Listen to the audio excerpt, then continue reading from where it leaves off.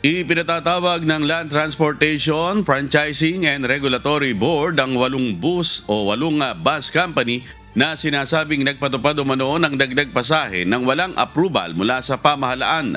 Babala ni LTFRB Chairman Attorney Bigor Mendoza II, maaaring maharap sa suspensyon o kanselasyon ng prangkisa ang mga nasabing bus company kung mapatutunayan ang kanilang paglabag. Ayon sa LTFRB, sinasabing bumibiyahe sa ruta ng Bicol ang mga nasabing bus. Nag-issue na ng show cause order ang LTFRB kung saan binigyan ng 10 araw ang mga nasabing bus company para magpaliwanag kung bakit hindi dapat na masuspinde o makansela ang kanilang prangkisa. Nakadakda ang hearing sa mga ito sa darating na April 23 at kung bigo silang mag-comply ay maaari silang patawan ng 5,000 pisong multa.